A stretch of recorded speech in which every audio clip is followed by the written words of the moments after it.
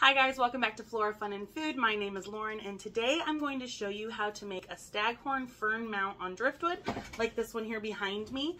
I've made these for about a year now and I've kind of tested a few different ways of doing it, different materials to use, and just kind of troubleshooting the different issues I had run into over the past year of making them. So before we get started, here are all of the materials you're going to need for this project. I have a colander, I have gloves, I have some heavy duty, like heavy fabric sewing needles that are not sharp. They're just, you know, like the ones you used to use as a kid in art class where you like wove yarn. That's what I'm talking about. Then you're gonna need some pliers and wire cutters. You'll also need some fishing line. I prefer the dark green kind, but you could use clear, you can use whatever you want. Then you'll need a couple of boxes of frog moss, and I'll link everything below that I've purchased, just so if you want the same exact things, you can get them from the same place I do. You'll need a pair of scissors. You'll also need a pack of plate hangers and a pack of galvanized wire. I like the galvanized wire because it doesn't rust, and we'll talk about what I ran into on some previous projects when I used ungalvanized wire, non-galvanized wire, whatever the word is. You'll also need sphagnum moss, obviously a staghorn fern, a bucket, and your piece of driftwood, which mine is too big to fit on camera right now, but we'll get to that in just a moment. You should really use driftwood because driftwood has soaked so long and has kind of changed to where it's not going to rot. You could also use things like teak or cedar. Any wood that is kind of like water tolerant, water resistant won't rot as quickly. Obviously wood takes a long time to decompose and break down, but if you use something that's a little more water resistant, it will just last you longer. So step one is to go and soak your sphagnum moss. This is why I use the colander. I just throw some in the colander, give it a nice spray. You want it nice and moist so that it is easier to work with and you can kind of gauge how much of the material you're actually going to need to support the life of your plant. Then we also need to soak some of our sphagnum moss. I typically have used about 1.5 boxes of these for each mount that I make. If you make a smaller one, obviously you may not need as much. If you make a bigger one, you may need more. It just kind of depends. Also, they're all natural, so they're not all uniform in size and shape. And so it's kind of the fun part of this is like fitting all the pieces together like a puzzle. So you'll just have to make do with what you've got, make it work. But it's really fun and easy. So let's head to the kitchen and get our moss soaked. All right, we have our colander and our sphagnum moss in the sink ready to soak. So what I like to do is just take a few handfuls and put it in the colander. It does get a little messy, so I do suggest doing it over a sink. Then I turn on warm water and then just kind of spray it down to get it started. Warm water tends to soak in a little bit faster than cold water, so it just makes the job a little quicker. So give it a nice soak. And then I'm going to add a little bit more as it kind of soaks in that water. Now the amount of moss you'll need just really depends on the size of moss ball you want to make. I typically like to put a lot of moss just so that it holds more moisture for longer. That way I can go a little bit longer in between waterings. So I'm going to add a little bit more just so that my colander is pretty much full to the top with the sphagnum moss. So I like to also push it down. It's kind of spongy, so if you squeeze it and let go, it really does absorb a lot of moisture, a lot of water like a sponge does. And also a lot of times when you buy these large bags of sphagnum moss, they come really compressed and really dense. And so if you just spray the surface, it doesn't typically get into the middle of the compressed moss, and you'll still have this like huge dry block of moss in the middle. So I like to break it apart with my hands, squeeze, really make sure that water is soaking in.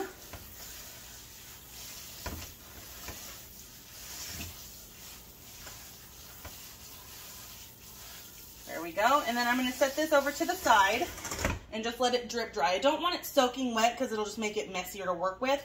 So while that drains, I'm gonna start soaking my frog moss. I just like to use an ice cream bucket. And I'm gonna open, I'm probably gonna use 1.5 boxes. So I'll go ahead and open these. Again, warm water. And they come in these chunks. So they do have some, it looks like soil on the back. This is living moss. Right now it's kind of in hibernation mode. If you were to put this in a terrarium, that's what this is really for, is for terrariums for frogs and lizards and things. So it is natural living moss. If you put it in a terrarium, it will start to grow again. What we're doing with it though, it's not going to survive because it can't keep a consistent moisture level. So it will turn a little bit like earthy brown, maybe kind of yellow. That's totally normal. I'll show you one of my older examples just so you can see what I'm talking about. So it may not keep its green color for long, but it really helps keep moisture in, and it helps keep the sphagnum moss, which is really kind of messy, from going all over the place. So I'm going to do, I'll probably just go ahead and soak 2 boxes worth just to make sure I have enough. If you don't use it all, just set it out to dry so that it's not, this is like, it weighs nothing. It's like air. So if you don't use it, just leave it out to dry somewhere completely, and you can put it back in the box and save it for next time. If you put it away wet, it will get gross and like potentially mold or have like a really nasty smell. So if you're going to save it for another project, just make sure you air it out. So again, I put this in warm water, and I kind of press this a little more gently than the sphagnum because I don't want to break up these large chunks. It just makes it easier if I have bigger pieces to work with once I am tying it around the moss ball. So I'm going to give these just a second to soak in as much water as they can.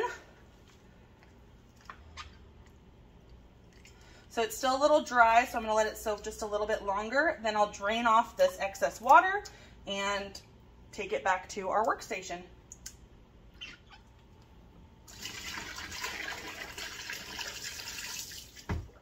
So I'm going to just kind of drain this out a little bit more. That way it doesn't make such a mess. And let's head back to our workstation. Now that we have our moss soaked and ready to go, it is time to start assembling our moss ball. So I like to soak my staghorns before doing this project. So I bottom water these by just filling a bucket with water, putting this completely in it because these basil leaves here kind of make it really hard to water from the top. So I simply fill a bucket with water, soak this for a few minutes, let it drip dry, and then it should be ready to go. So carefully squeezing the sides and grabbing all of the leaves together, we're going to carefully work this nursery pot off to reveal the soil. To save myself a huge messy cleanup, I like to work on this boot mat. I actually got it from Costco, and it has been a lifesaver. I do all kinds of repotting on it. I do, messy projects on it. That way I can just take it outside, rinse it off, and call it good. And it doesn't mess up my floors. It doesn't mess up my table. It can get wet. It can get scratched. It doesn't really matter. And it's awesome. I haven't been able to find them lately, so I hope this winter they bring them back because they're really sturdy, and the other ones I bought off Amazon are very, very flimsy, and I don't like them as much. So if these come back, I'm stocking up. All right, to get started, I am just going to leave this soil on here because the soil already has fertilizer in it from the nursery. It is going to help retain more moisture if we leave the soil. A lot of times when you see people making staghorn mounds, they will knock off as much soil as possible and just simply kind of bare root it into the sphagnum moss.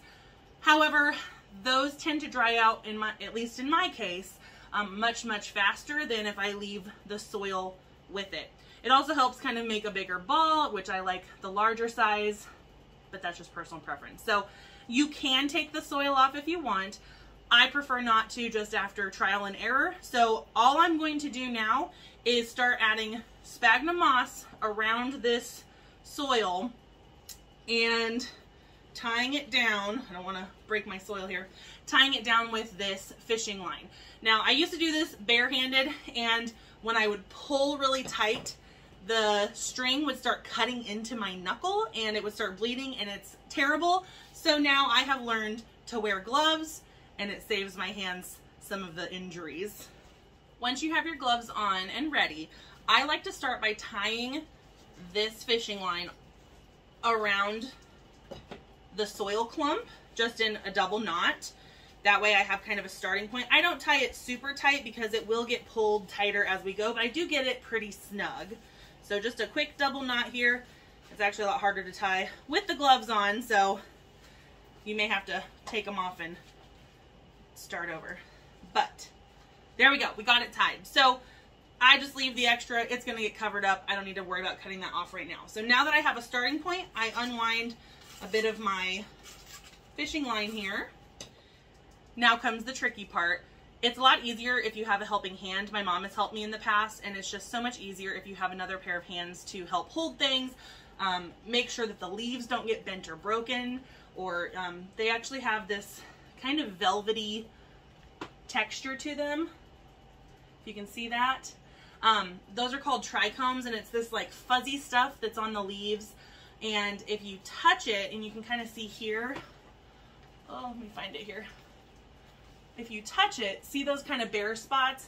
It knocks it off. It will regrow, but it just makes it look not as pretty. So as best you can, try not to touch too many of the fronds, and just really hold it by the base.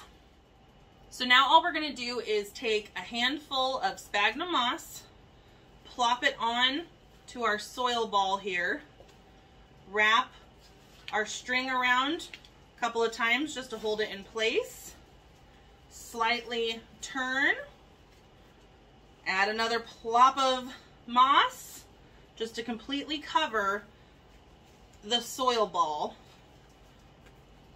And I'm not pulling extremely tightly yet.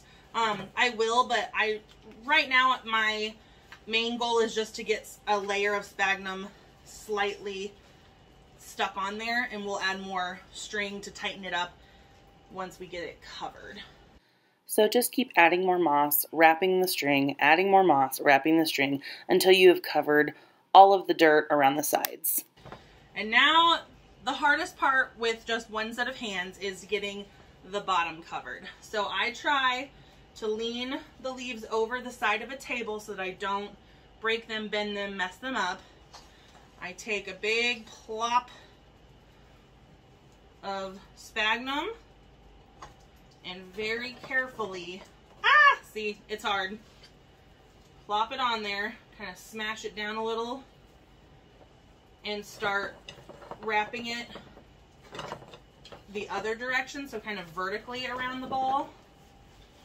Get it under,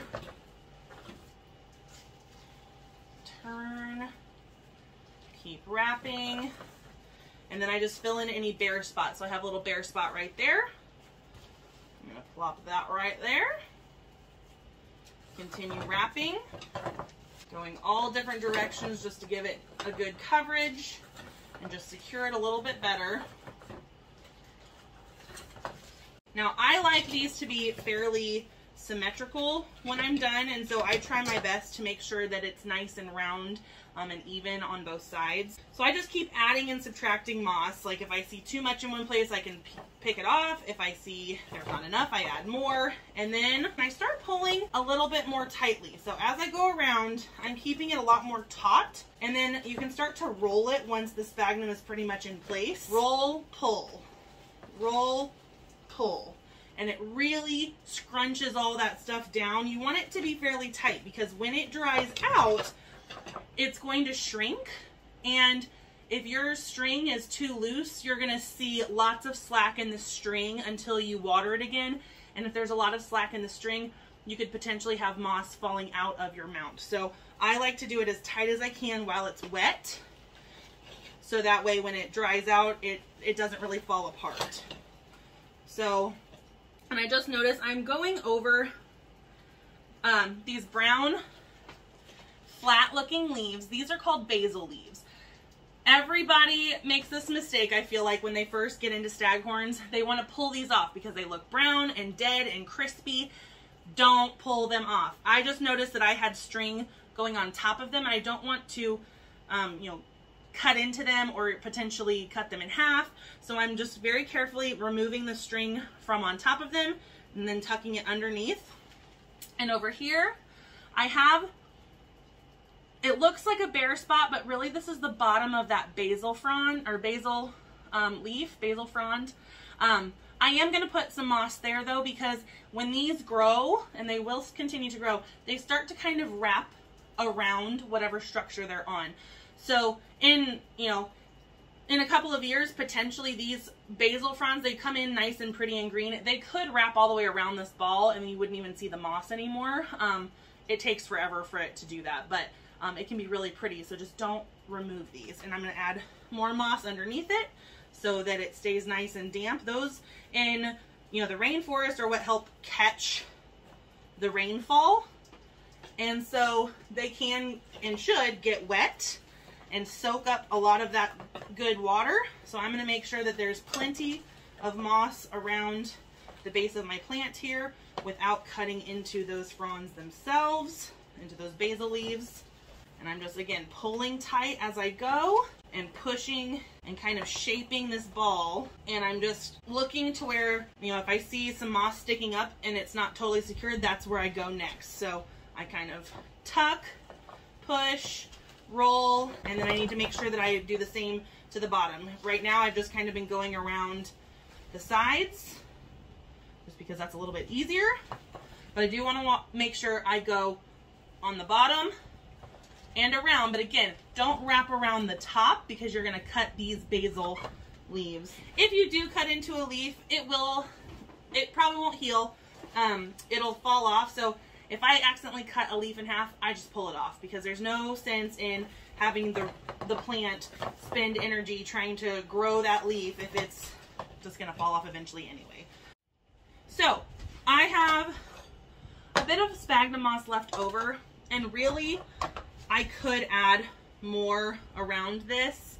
But since I have that whole ball of soil already inside of this, I really don't need the extra moss to retain that moisture. I could, it's not going to hurt it.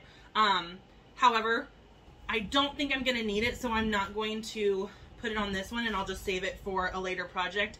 Again, with this moss, you want to make sure you let it air out so that it doesn't get smelly and slimy and gross. So I'll set that aside. So now I'm just going to secure our string for now. We are going to use it again. So I cut our string now that I think our under layer is pretty much done. And then I'm going to take this weaving needle. You can tell it's not very sharp. It's very rounded on the end, and it has a really big eyelet opening. So they're really easy to use. They typically come, like, here's a Singer brand that I bought recently. I haven't tried these, but the two in the middle here are the ones that I would use for this project. So I take my weaving needle and I feed my fishing line through the end. And then I typically try to find a place where I have gone over a few times with string. I take my needle, I go under the string and back up through. Then I make sure I keep some slack in the loop that I just made so that I can go under it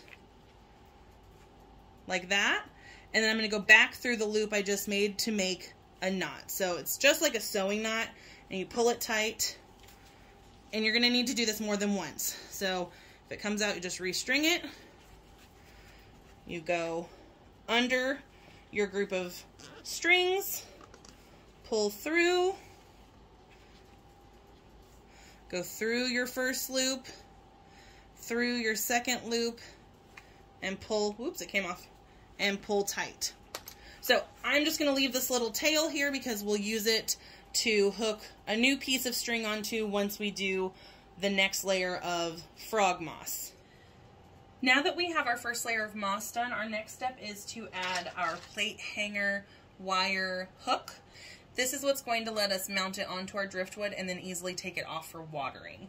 So what I like to do, it doesn't really matter the size. I actually bought the smaller size this time. Typically at Home Depot there is a large, a medium, and a small. I bought the medium mostly, but realized I didn't need that much wire.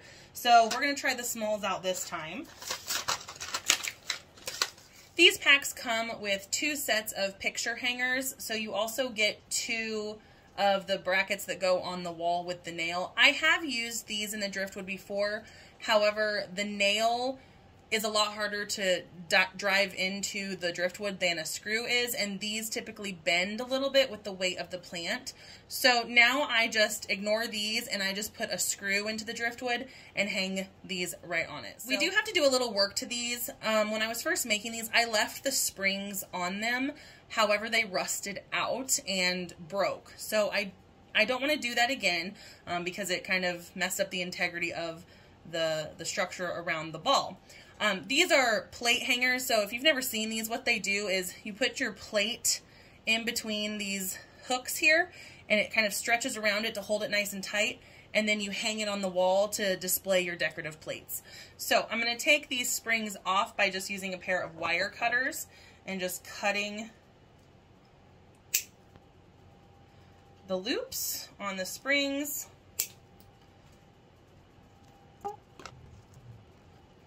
So this is the only part of that plate bracket we're going to use. So really when you buy a pack of 2 pairs of plate hangers, you actually get 4 brackets for 4 Staghorn mounts.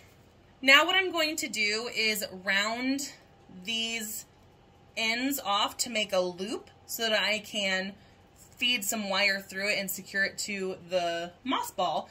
I just use a pair of wire bending pliers like this, but you could use needle nose. It really doesn't matter. All you need to do is twist and make a loop. So we're gonna just loop it like that. Loop it like that. I'm gonna get it a little snug here. And so now you should have 2 loops that you could feed wire through. And this triangular part is what is going to hook onto the screw that we're going to put in our driftwood. And so I like to bend it out at a 90-degree angle. So from this, I'm going to bend both of these down by about 90 degrees so that now it is like that instead of like that. Does that make sense? I hope so. So we've got our loops and we've bent our bracket, and now we're ready to start securing it to our moss ball with our galvanized wire.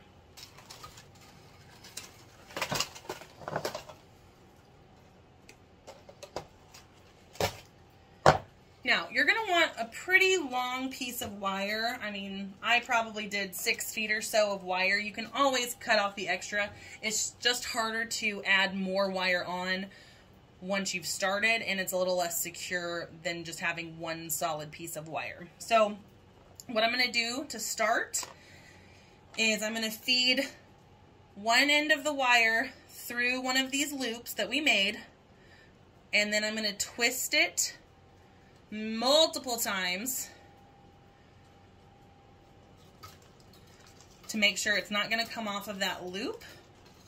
So I just I'm just spinning it around my finger until it gets to the end. So now I have a really strong, sturdy starting point. And now it could slip off through here, but we're going to pull it the opposite direction. So don't worry if there's a little gap on your loop up here. It's really not going to go anywhere. So now we've got that started. We need to decide how we want our staghorn to sit on our driftwood. These plants are what's called epiphytic, just meaning they grow on trees. And so they do kind of grow up and out.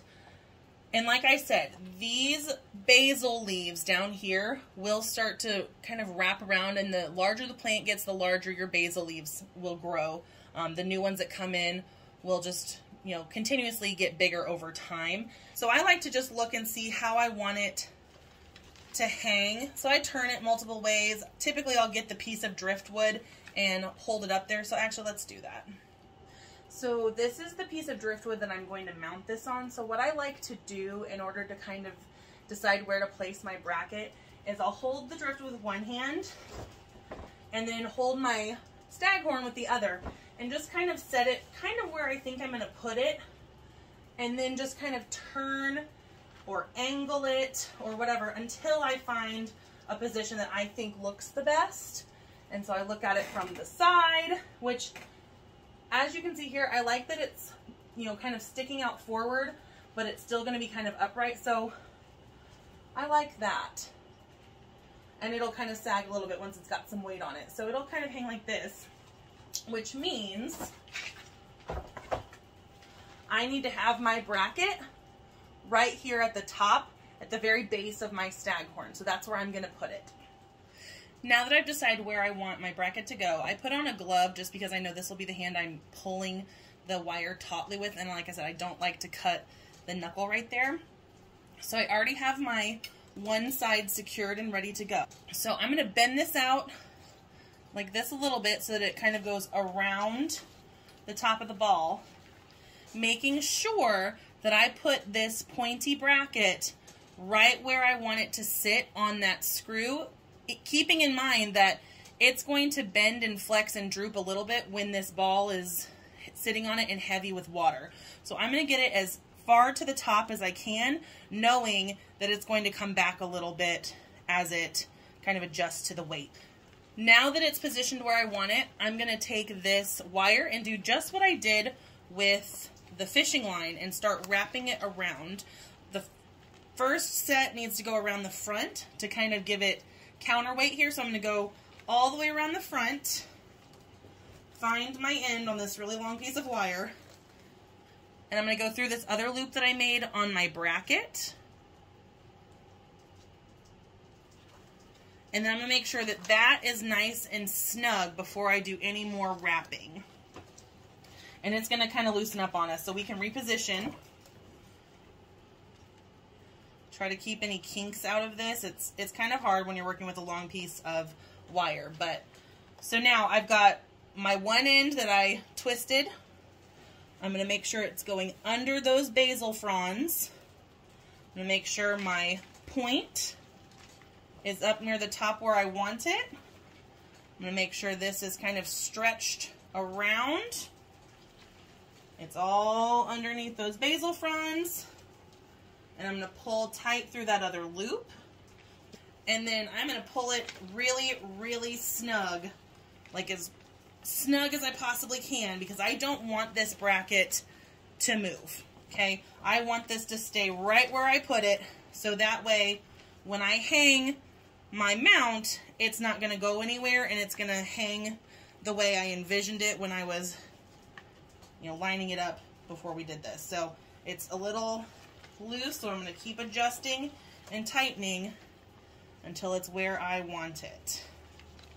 Because once this part is done, there's no going back. Okay?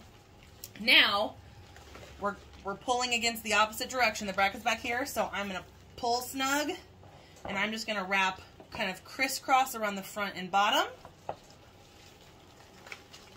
All the way around back to the back. And do that maybe another time. Okay, then I'm going to switch directions and go around the middle. Just giving it that extra structure and pulling it as tight as I can till I get back to my mount. Then I'm going to take the end and go back through that first loop where we twisted, so the opposite one of what we just strung through, and I'm going to go under, through the loop, pulling away from the top of that loop that I made so that it doesn't accidentally pull through the gap. Okay, so now it's pulled again, and I'm going to pull with my gloved hand because that hurts. I'm going to pull nice and tight, go around the side, around the front, and then I'm back to this loop here. And so what I'm going to do is just feed it through one more time.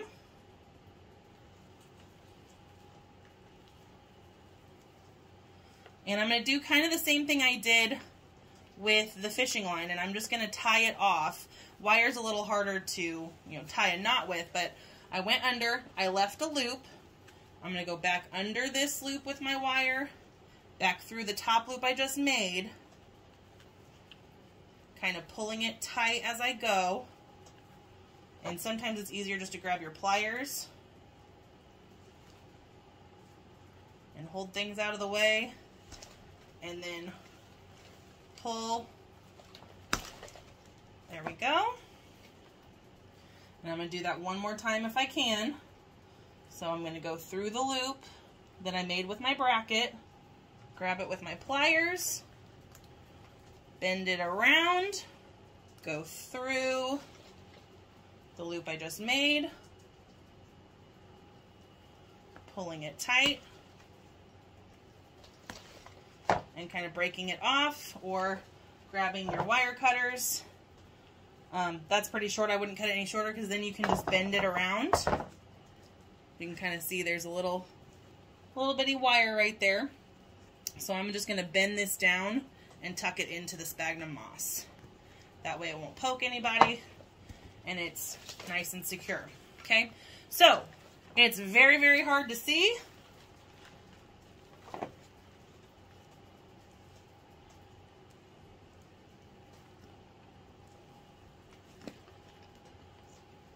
I had to kind of pull it off the basil frond there. So it's hard to see, but that bracket is right in here, and it's going to pull out when we go to hang it, and it's going to hang our staghorn onto our driftwood. Now it's time for our frog moss kind of outer layer. I like to do this just because, one, it keeps the sphagnum moss from flaking and falling out, and it just gives it a more finished look, in my opinion. Now, this moss is really vibrant green right now. However, once you put it on here and you only water it about once a week or so, it does start to turn kind of an earthy brown color, and I'll show you what I mean on the one that I've got right here. So here's one I've had for a while. So it kind of turns this, you know, sphagnum moss kind of color, but this is very, very dry too. So you can see once it dries, you have a little more slack in your fishing line. That's what I'm talking about. So that's why you want to make sure it's nice and tight. But so it does turn this kind of earthy brown color versus the green it started out as. But in my opinion, it kind of makes the green of the staghorn leaves pop a little bit more. So don't be discouraged if your green moss starts to turn kind of a brown color. It's totally normal.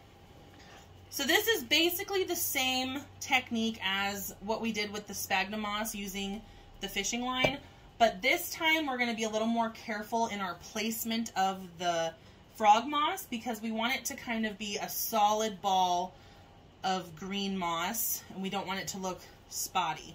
So I like to pick out the pieces first and just kind of lay them out on my boot mat here. So I'm really just going to dump it all out just to kind of see what I've got. So here's a nice round piece.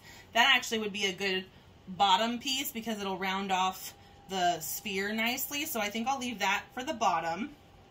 Then I just kind of dig around and see what I've got. So this already has kind of a cutout. So I think it would go well around the base of the plant. And see how much more volume it's going to have once you add this. Like, this is really thick stuff, so it's really going to make your ball a lot larger circumference-wise. And so that's why I wouldn't put any more sphagnum moss than you really need, because it is just going to get bigger, and then you're going to need more moss to cover the surface area. So let's keep digging and see what we've got here. Sometimes they have little chunks that fall off, and I just set them to the side to fill in holes when needed. Now this one looks a little different. It's a different texture than this one, but I like that. So here again, to me it looks like a little cutout. So I think that's going to go well around the top. Just kind of seeing what I have. I may actually have to go get the moss from the other box because this has a lot of small pieces in it. But we'll see how far we get. So now I've got this kind of triangular shape, and I just found one that looks like a perfect fit right there. So it's really just kind of like a puzzle. You're just fitting pieces together as best they are. Now don't worry about these ridges here. Once we put the fishing line on, it does start to flatten it out and make it all look like one solid piece. So don't worry if there's, you know, a big valley or something. We can fill that in. We can make it work. So just keep placing things. Here's another pointy one. It'll fit right in there. So you can kind of see what I'm doing here. So I'm just going to keep adding this and wrapping it with the fishing line. So I'm going to get my fishing line ready here, and I'm going to find that tail that we left from the sphagnum moss layer and just double knot this onto it. There's my tail right there. So I'm just going to tie. Now fishing line is a little finicky when it comes to not slipping when you tie knots, so you could do like a fishing knot or something like that, because a double knot is probably, yeah, it's just going to slide on me. So let me pull this tight and show you what I mean. Tying fishing line in a double knot is just going to keep slipping. Fishing line is really bad about coming undone if you just tie it in a double knot. So what I like to do is I will tie just a simple double knot. Okay. Right over left, left over right, you know the little rhyme. But see, if I pull on this, it's going to just start sliding through itself. So what I like to do is do a fishing knot. So I'll pretend that I have a fishing hook on here. Okay. And I'll take both of my tails here and pretend that, you know, this right here, this point is my hook. Okay. So what you do is you take your tail, you wrap it around the main string a few times. Then I'm going to go under the loop where the point is. It's a little hard with two tails. Normally with fishing line you only have one. Then you're going to go over and through the loop you just made by doing that.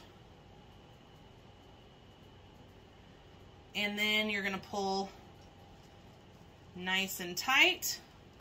Be easier with an actual fishing hook, but you just pull it, and I got a little loop on mine because I pulled funny. But now, when I test it, nothing is slipping through itself. So I could yank on this really hard and it's not moving. So just a little tip there, if you are having problems with it coming untied, do kind of a wrap around, make a loop, go under, go over, back through your first loop, pull it nice and tight. That's how I always tie fishing hooks. I don't know if that's right, but that's what I do. So let's get our gloves back on and fix all of the moss I just knocked off and start wrapping our outer layer. So now I know that that's where this starts. I am going to cut some of these tails off just so that I don't have to hide them. It just makes it a little bit easier. I'll probably cut this little loop off too, just so I don't have extra things to hide. There we go. And then I'm going to do another test just to make sure before I get started. All right, we are good to go. So now I know I'm starting from this point. So I'm going to rewrap the moss where I thought it would look good. And I'm just going to secure it with one nice tight wrap around the ball and come back and really tug it tight. It is going to make a little, a little line in it. It's fine. This will fluff out after you water it a few times, and it will make it a lot smoother looking. Okay, so there I've got my first piece. Carefully trying not to mess up the leaves. Then I had this cutout piece kind of up top. Now you do want to keep in mind where your bracket is, which I just covered. So I am going to move, I'm going to unwrap this a little bit. That's why you want to just kind of go slow. I'm going to unwrap it and move it over because my bracket is right here and I was covering it. So I'm going to unwrap and then re-pull it tight because that's where I actually want that piece of moss. Grab another one that I'm going to make sure, yeah, I like this one here because then that bracket is still visible through there and we can pull it a little out if we need to. So I'm going to take the fishing line and wrap it on this one. Now these that are a little fluffier tend to break apart easier, so I may wrap this a couple of times just so I don't lose my moss as I keep going.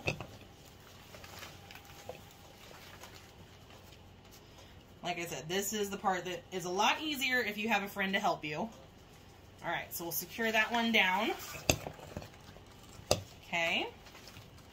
Making sure not to go over those basil fronds. And then I said this round piece was good for the bottom. This piece could start there and work that one in there. Yeah, that looks good. Okay, so we'll just keep placing and wrapping as tightly as we can. We do want to pull this as snug as possible so that it keeps it secure. And I even hold, grasp, and yank as I go to make sure I'm really getting a firm hold on it. Okay, we'll keep turning and adding more moss. Here we could do this flatter piece around the rim there. That would look good. So we'll get that secured in place. Just wrap it around kind of through the middle. Pull it nice and snug. Pull, pull, pull. There we go. There's another piece. Actually, I think it'll fit better that direction. So like I said, this is just like a puzzle. You just want to keep adding pieces until it looks finished. And there's really no right or wrong way to do this. It's personal preference on how you want the final product to look. I like mine to be as symmetrical as possible. So I like to try and find pieces that fit together pretty well. And see, this is what I'm talking about. Pieces start to kind of come off. You can just tuck it back in and stick it up there. And we'll tuck it close to that one. And we'll use this little piece that came off of another just to fill in that hole up there. And again, I'm just filling in gaps that I see. All right, so now the goal, now that I have pretty much all the bare spots covered, the goal now is to keep winding the fishing line around until all of the lumpy spots are kind of evened out. So I press, I pull with the string. If I see a big piece sticking up, I put the string over it and press and pull so that it just starts to be a really nice, even spherical shape. And so you can kind of see I have a pointy bottom piece here, so I'm going to start wrapping the other direction because I don't want it to look like an acorn. I want it to be a ball. Once I'm satisfied with the shape I've got for my staghorn, I'm going to get my weaving needle again, feed it through, find an area with a lot of, I'll show you here, find an area with a lot of string, go under all those strings. Okay, I could even go more if I wanted to. Back up through, okay, then I keep a hold of the loop that I'm making. I go under this loop and over and through the loop I just made by doing that. Then I pull nice and tight. That's my first one.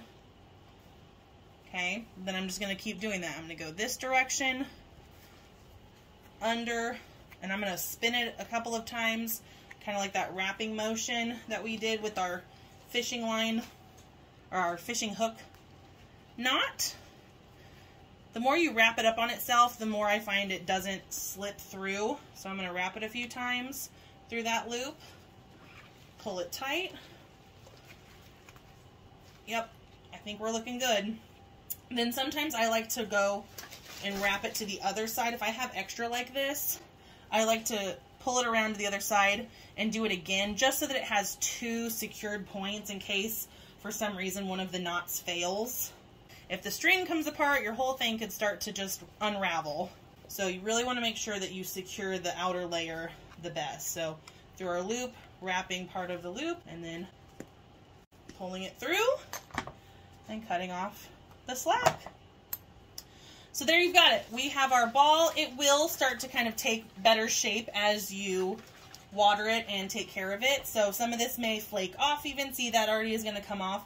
Some of these, pieces will fall off, and that's fine. It's not going to hurt anything. So it may shed a little when you water. When I water, I literally just take a bucket to the sink, fill it with water, and plop the whole ball into it. I let it soak for probably 30 minutes. Then I take it out of the bucket and I set it either in a colander or just in my sink over the drain and let it drip dry. Then what you're gonna do is hang it up on your driftwood, which, let me grab mine here. So for the driftwood, all I do is screw a sturdy screw into the front of the driftwood, kind of at an upward angle, so that when you place the bracket on it, it has some kind of counterbalance to it. Then on the back, there you go, I just put 2 screws and put some picture hanging wire in between them and wrap it on each side. See how I kind of wrapped it around there? And then that will go on a hook on your wall or a nail on your wall, whatever. As long as it's sturdy enough to hold some weight, should be fine. So once you have your driftwood prepared, all you're gonna do is find the bracket on the back of your staghorn, hook it over the screw. You can kind of pull on it and adjust it if you need to. And there you have it. Once you've hooked it onto your piece of driftwood, you can go ahead and hang it on the wall, and then you have a beautiful new Staghorn Fern mount. Hope you guys enjoyed this. If you did, go ahead, like, subscribe, all the YouTube things, and follow me on more plant adventures, more cooking adventures, things like that. I hope to see you guys soon. Thanks again. Bye, guys.